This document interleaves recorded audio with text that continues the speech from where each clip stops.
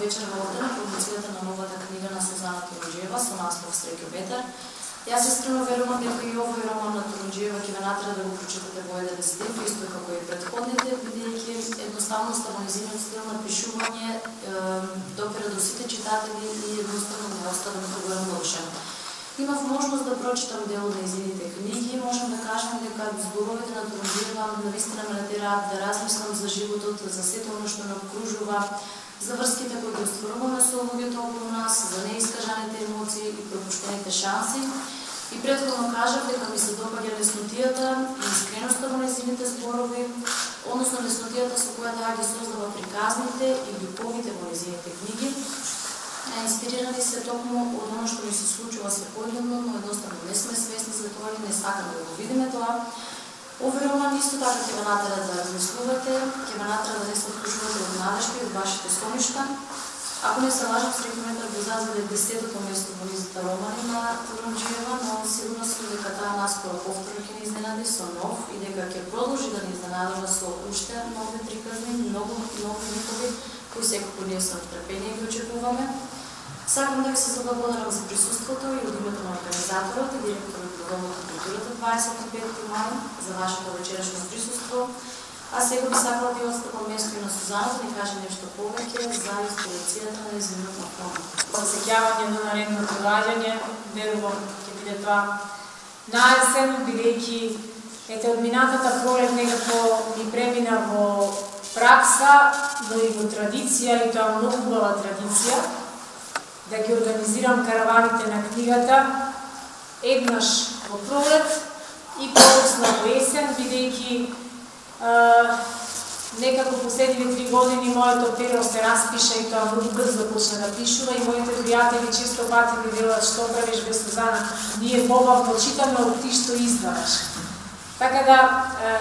не го правам тоа со сила, ниту го правам под присила, ниту го правам затоа што имам не знам колку голема финансиска добивка, верувајте ми дека нема такво нешто, едноставно ја користам креативноста, инспирацијата и желбата за пишување, која може би еден ден ќе ми спласне и толку ќе биде, па ќе се гледаме само туристички, кога ќе дојдам да си го видам семејството овде во Ландово, но додека пишувам, јас сакам се она што остава впечаток на мојата публика, да го споделам со целата публика из нашата земја, а нашата земја за среќа па и не е толку голема, така да можам да стигнам на секаде. Пред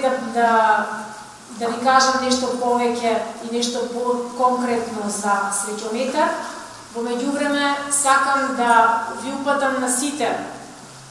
не е тоа апел, него да ви упатам на сите една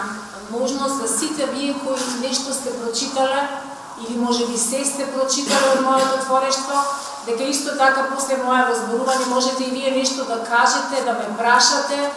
или пак да искоментирате доколку имате ете желба. Ова е наша вечер, не сме ограничени со време и навистина можеме да си го дозволиме сето тоа, бидејќи јас секојдневно на социјалните мрежи на Facebook, најчесто бидејќи таму единствено со тоа и се занимавам кога седам пред компјутер, затоа што немам време за други апликации, но секојдневно добивам коментари, добивам прашања и добивам позитивни критики, посебно за Среќоветарот. Дури една господја пред неколку дена ми рече: Сузана, јас мислам дека е редно време караванот на книгата да не се вика повеќе караван на книгата, туку да се вика караван на среќата, бидејќи каде и да стапнеш ти, навистина ни го правиш животот поубав, ни дава смисла и секоја твоја прочитана книга ја менува нашата диоптрија, не прави полни со желба за убави промени во нашиот живот и секоја твоја книга носи некоја порака која навистина на крајот на читањето на книгата ти го отвара хоризонтот, ти го отвара видикот, ти даваш шанса просто да излезеш од некоја зачмаеност, од некоја сивило или од некоја состојба во која сите ние мислиме дека сме заглавени и дека нема излез. Токму слична таква е и приказната околу овој мој Среќоветар, кој што, како што кажа Дијана, ако го броиме редоследно, би дошол 9-та книга, вклучувајќи ги и 3 збирки,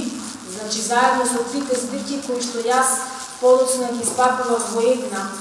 книга, значи во оваа книга која што беше најбараната и најозборуваната моја книга, се сместени трите збирки со мисли и цитати, 1000 мисли и цитати, кои ги пропатуваа сите континенти. Инаку, ова е прво дело кое спаѓа во жанрот мотивацијска литература, не е роман, класичен, значи овде нема поврзана приказна, туку овде има 20 поглавја, кои што на различни начини ве подсетуваат дека некои нешта сме ги заборавиле на патот до среќата, на патот до себеспознавањето, на патот до барање подобра иднина, на патот до барање љубов, на патот до барање вработување или било што во нашиот живот, ние ги забораваме најосновните важни работи во животот, вклучувајќи се и себе си. Значи, секогаш мислиме дека е среќа да најдеш партнер, дека е среќа да бидеш во финансиска благосостојба, дека е среќа да живееш во некое убаво место или да имаш не знам каков автомобил. И забораваме кои се вистинските нешта кои што можат да те направат среќен, вклучувајќи го тука и нашето здравје, се разбира. Но се обидов низ мои лични примери и низ примери на драги луѓе чии животи добро ги познавам и ги анализирала многу пати, да допрам до потрагата по среќата и по сето она кое што може да не промени нас и може да го искорени стравот кој што е непријател број 1 на нашата среќа. Токму и затоа под насловот под среќометар вели: вдиши среќа, издиши страв. Тоа е една кратка фраза која изанализираме, навистина многу зборува. И ако се запрашаме себе си длабоко во нас, што е она што не кочи, што не блокира и што ни представува камен на патот до нашата среќа, е вистински стравот, кој дали заради лоши искуства во минатото, дали заради нешто што постојано да ја гледаме во нашето огледало. И се додека не ја засакаме таа личност, се додека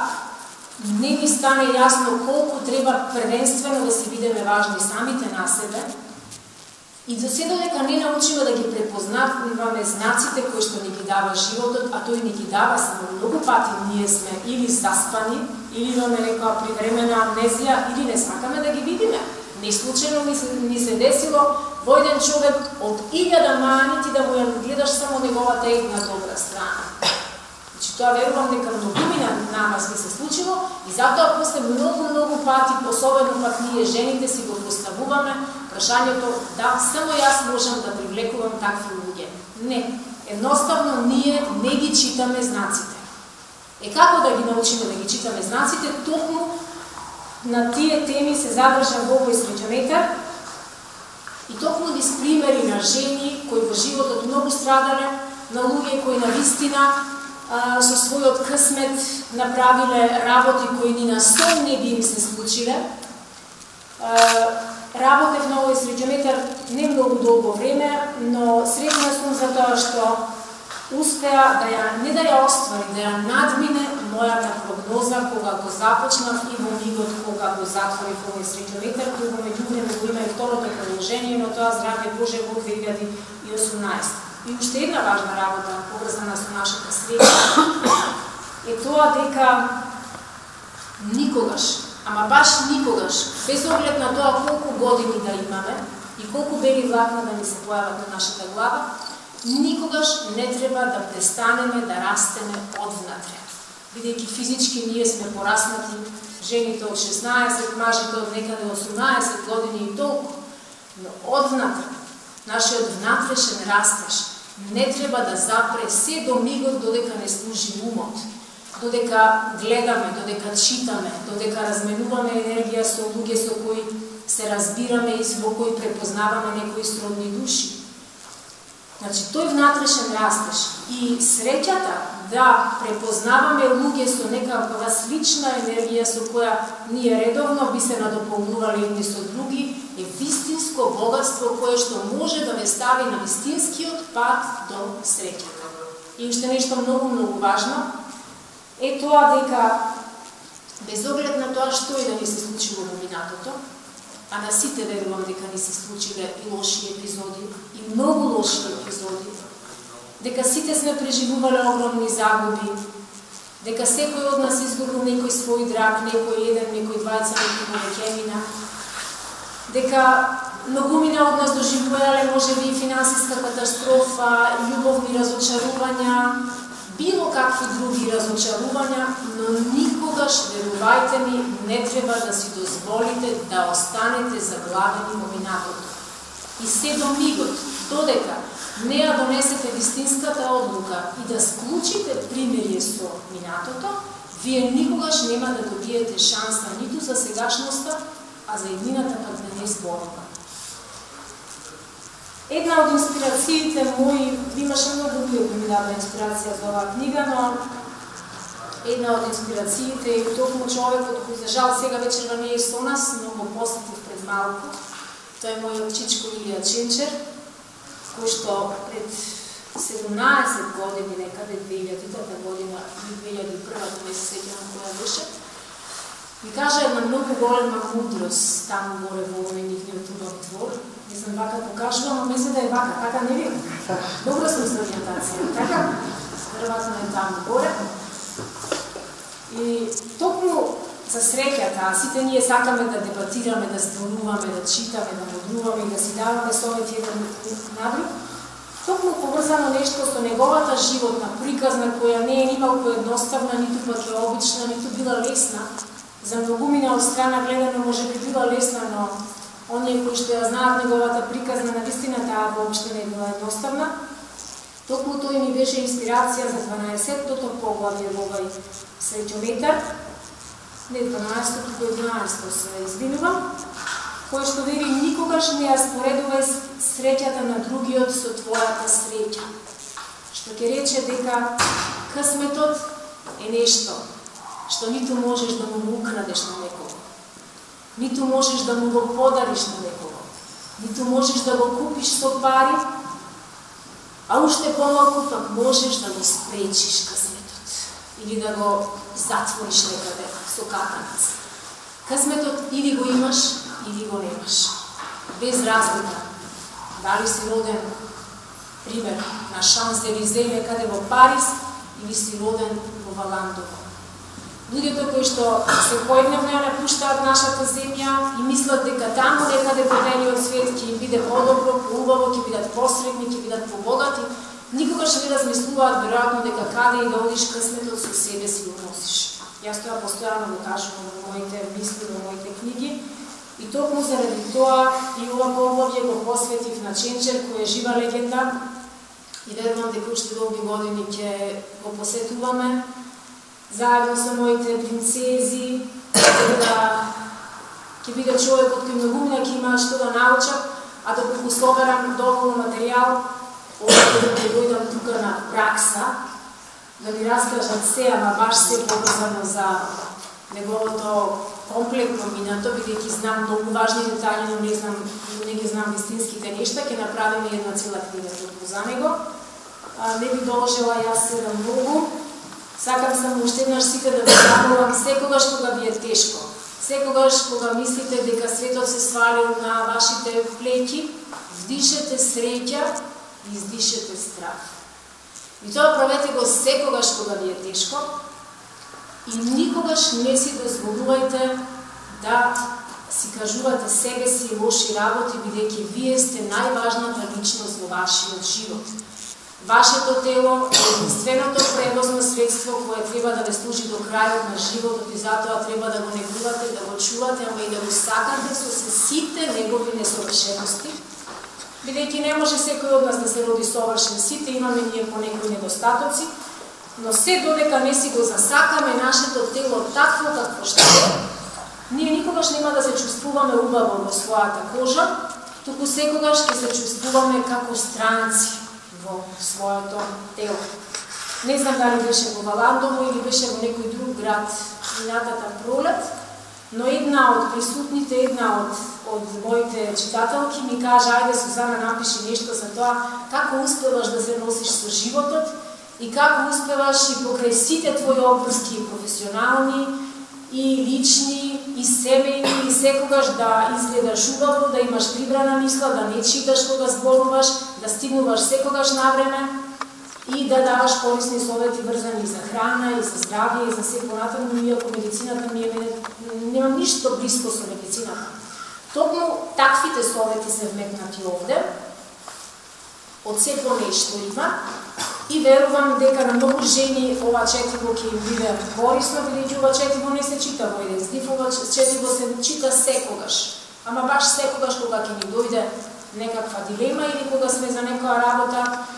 да речам, загрижени дека можеби и не можеме да го најдеме вистинското решение или вистинскиот одговор. Од мене толку, доколку мора имаш нешто да кажеш, повели. Ако сака некој од вас исто така да каже, јас сум овде да ви одговорам на прашањата и на Бока и сред човекот кој што има роман за годината, кој имаме Љубов и грев, книгата која ги доби најпозитивните критики од стручните лица. Најтажната книга се разбира Невели Збогум, посветена на мојот природно починат сопруг. Фејсбучарење, тинејџерски роман кој беше издаден есента во 2016, незвониле